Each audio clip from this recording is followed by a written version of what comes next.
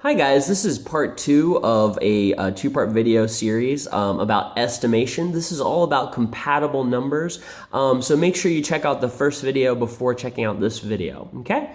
So I'm just going to quickly recap what we talked about in the last video, so feel free to skip this if you feel like you've got it, otherwise just be happy watching it. So again, we're talking about estimation. We're talking about how estimation is sort of like hitting a target, okay? Whereas the center is kind of like your actual answer, okay? So if I were to go ahead and do, for example, 3/4 times 3, it would be the actual way that I taught you how to solve that problem. That's your real math answer, okay? Is the very center of the target. Well, sometimes we don't have the time, or sometimes we're not sure about our answers.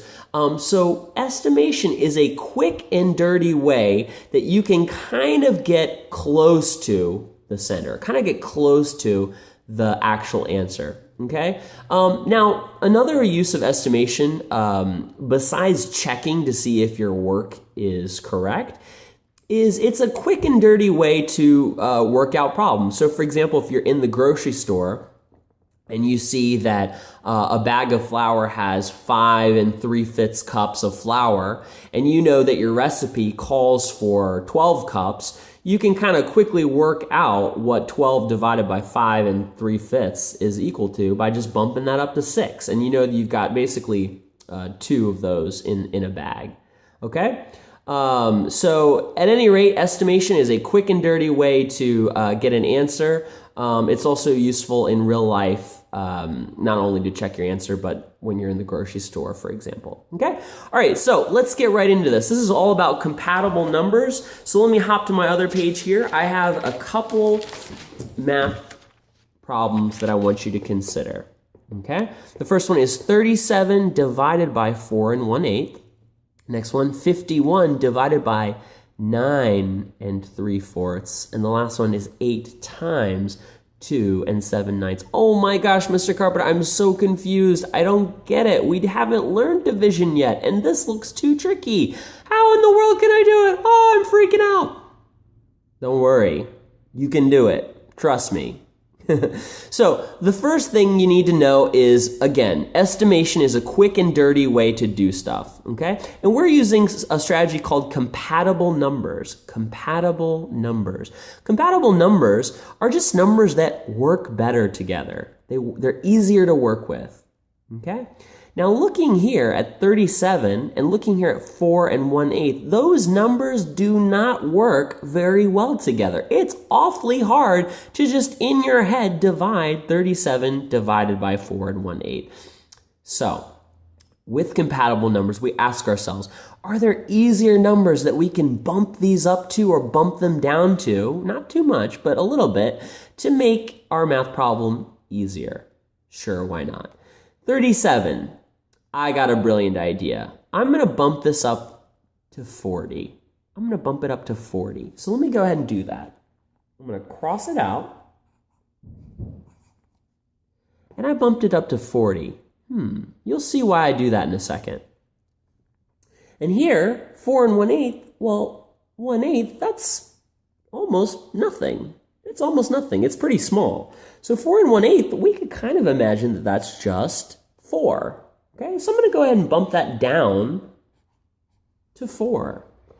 Now we have a much easier problem to deal with. We have 40 divided by 4. Oh my gosh, anybody could do that pretty much. 40 divided by 4. Oh, and I forgot, we need to use our squiggly lines here. I forgot that in the last video. These lines mean approximately. Approximately. So our answer, our estimate, is approximately 10. Approximately 10, okay? Does that mean our answer could be 12? Sure. Does that mean our answer could be 8? Sure. It's approximately 10, okay? This gives us a rough, quick and dirty estimate of what our answer could be.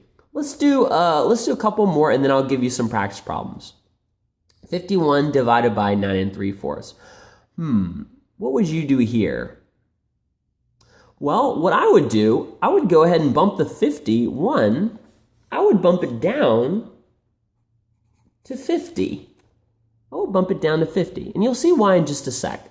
Now again, I want to emphasize here, compatible numbers. My strategy for estimating might be a little bit different from yours, okay? You might see an easier number to work with here, okay? You might see, well, I can't give you a good example now, but you might see a number here that works a little bit better than 50. But for me and for right now, I'm going to use 50.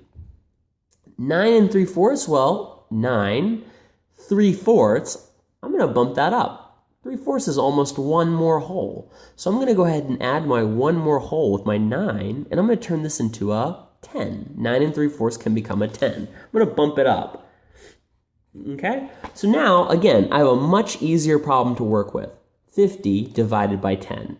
Okay? And again, that's way easier. So that's going to be approximately, and again, we're using our little squiggly approximate lines, is approximately 5. It's approximately 5. Okay? Now I'm going to give you a moment to try this one on your own. See what you would do with this 8. Would you bump it somewhere? Or how about this 2 7/9? Would you bump this somewhere? Think about it. How would you do it? And then again, if you're going to bump this 2 7/9, are you going to bump it down to 2? 2 times 8? Or are you going to bump it up to 3? 3 times 8. And why? Why would you do that? Okay? All right, so now I'm going to tell you my strategy. What I would go ahead and do is I would bump this up to 3.